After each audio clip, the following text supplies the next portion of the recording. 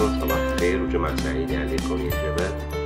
اليوم جمعة وأنا بدي أعمل مامونية الحلبية المشهورة وكل الحلبية بحبوها. خليكم تشوفوا معي المقادير وطريقة التحضير. أنا مجهز هون الأشياء اللي لازمتني لأعمل مامونية. طبعا كل الحلبية بيعرفوا أن المامونية عيارة كاسة سميد، كاستين سكر، بس أنا حطيت كاسة ونص مشان ما تطلع حلوة كتير. كاسة ونص سكر بكفي وزيادة. 4 كاسات مي،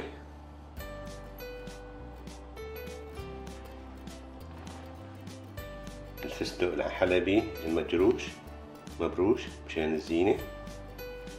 طبعا السمنة العربي، سمنة بقر حيوانية أطيب مع المامونية وبتعطيها نكهة ومزية مميزة. جبنة مشلشلة والقرفة. برجع بعيد المقادير.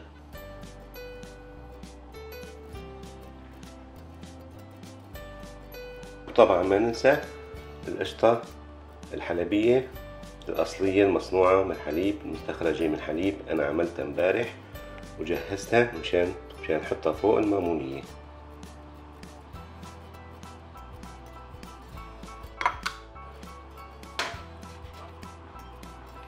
هاي القشطة المضبوطة والأصلية، مو مثل قشطة السوق. عندي أنا كاسة سميد،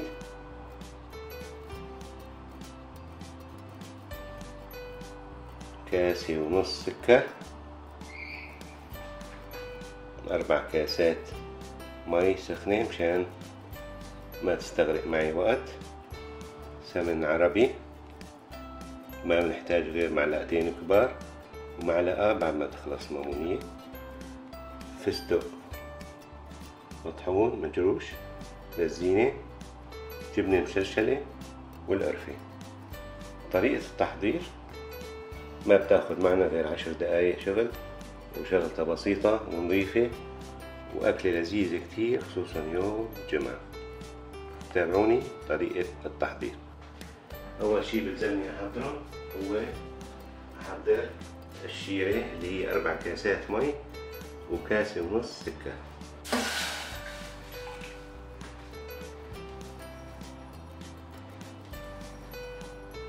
أول شي بيلزم إنه أحضر السكر. بنحط 4 كاسات مي وكاسة ونص سكر.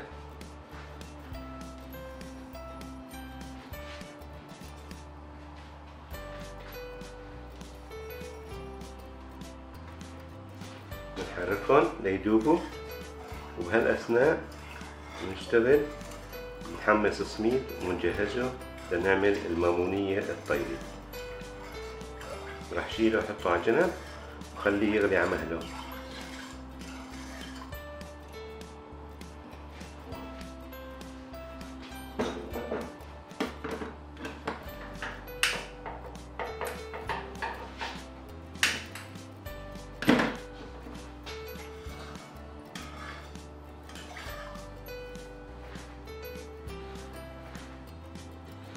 أول شي بنحط معلقتين السمنة،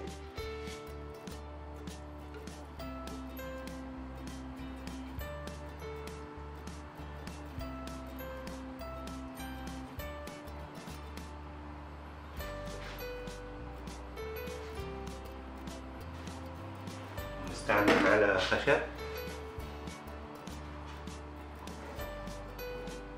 وبنحمص السميد.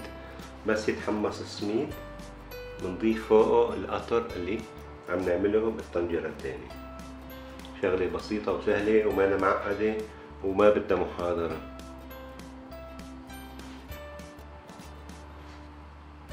نحط النار هادية على الواطي أو طشي، وبضيف كاسة السميد،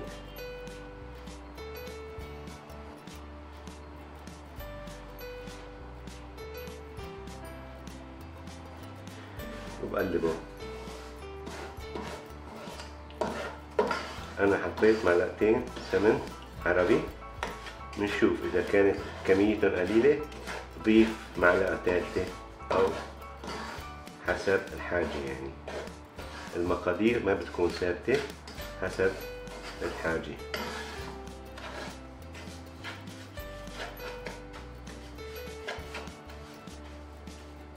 بهالأثناء الشيرة أو القصر عم بحضره بالطنجرة الثانية.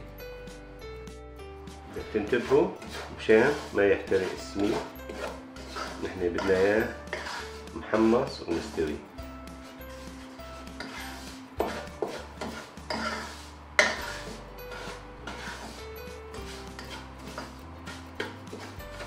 راح أحتاج أضيف له ملعقة ثانية من السمن العربي.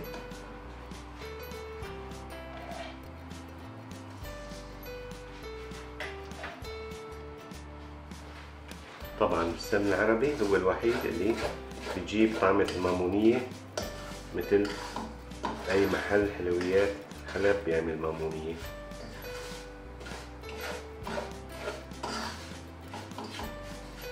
يا سلام يا سلام، بلشت الريحة تطلع.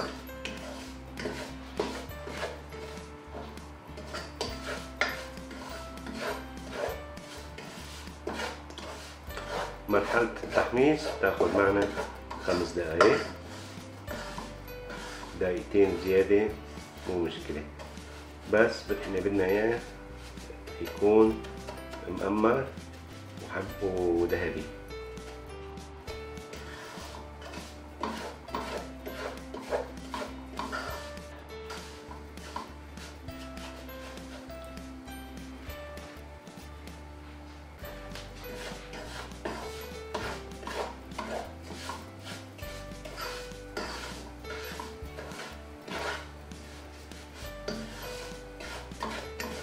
المامونية الحلبية من ألذ وأطيب الأكلات اللي ممكن تاكلها في حياتك، خصوصا إذا كان جنبها شعيبيات أو جبنة حلبية مسنرة أو جبنة شلال.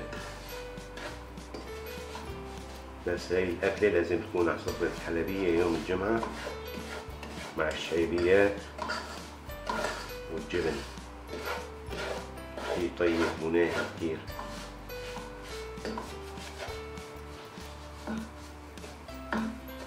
خلي بس تفتح السميدة استوى، تكون ولي القطر عندي ضيفه فوق السميد.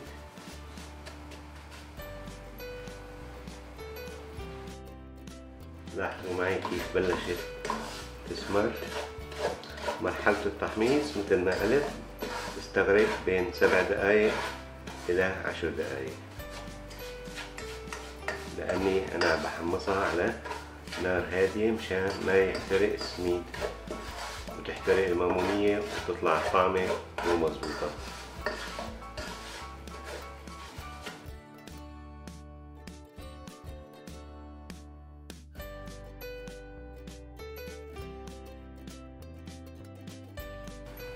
كن ديروا بالكم لأني تصل لمرحلة تحمر بسرعة وفرد مرة، يعني ما بتلحقوها وتحترق دغري. ما تخلوه توصل معكم لهالمرحلة. بتكون المي بده يكون القطر جاهز مشان أول ما توصلوا لمرحلة الاحتراق، قبل الاحتراق بشوي بتضيفوا القطر.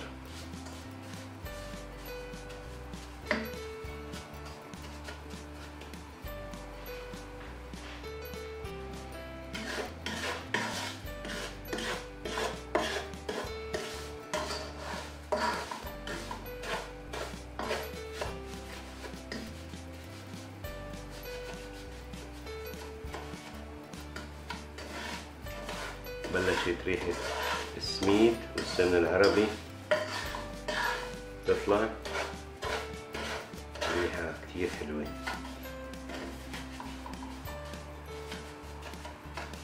بتفكر حالك عن بياع الحلويات.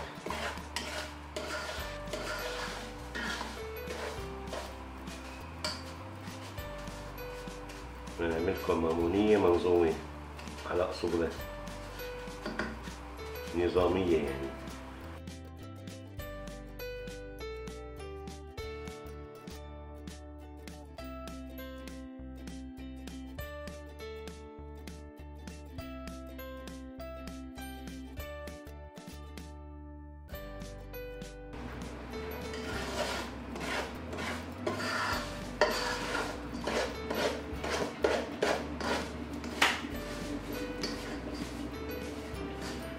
اوعك يخطر لك تقوي النار تقول بدي اخلص بسرعة، بتحترق بسرعة.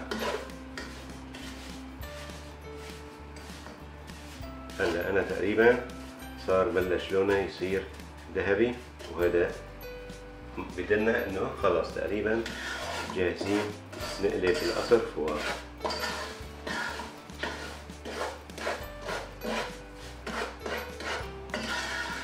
لازم معلقة خشب مشان الحواف ما تخلوا السميد يعلق.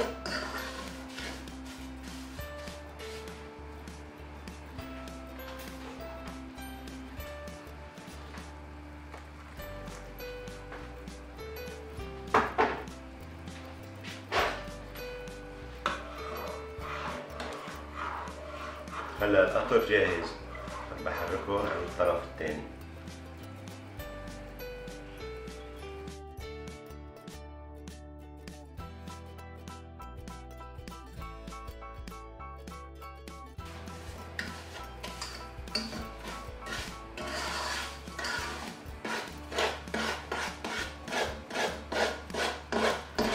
شوف كيف صارت.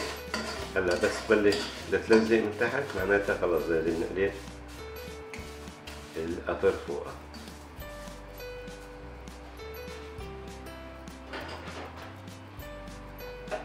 Are you ready guys? Are you ready guys to the moment? It's here. هلا بدها تطش معنا، ننتبه شوي شوي.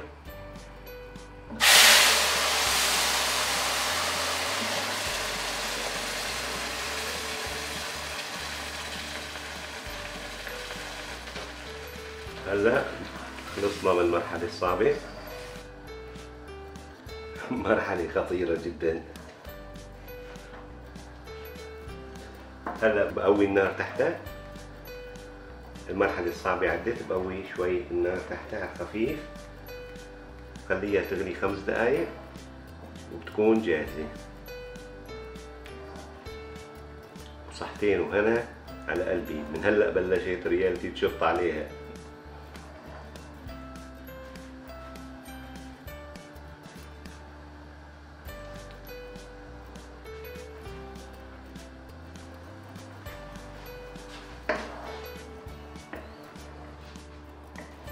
بغليها غلوتين وبطفي عليها لأني السميد حمص وجاهز وما بده وقت.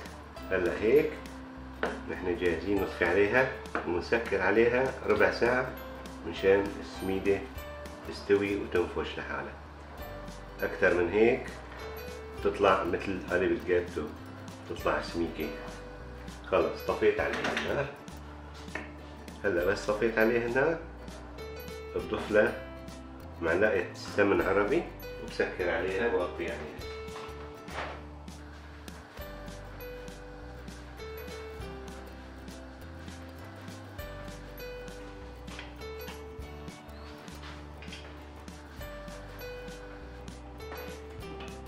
نشوفكم بعد التقديم. صحتين وهنا.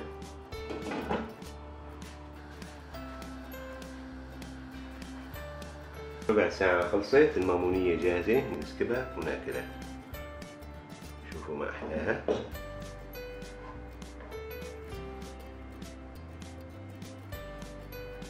شي ناهي ولا أطيب من هيك. ونضيف عليها الفستق الحلبي والقشطة. القشطة العربي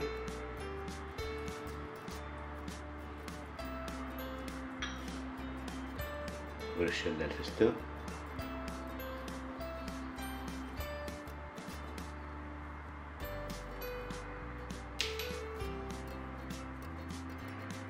وأهم شيء القرفة.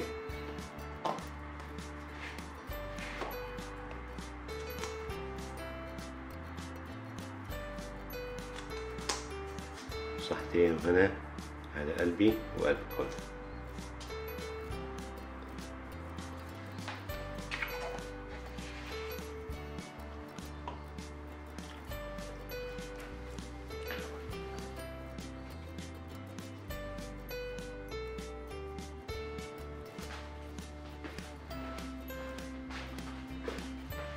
المقدم مع الشعريات.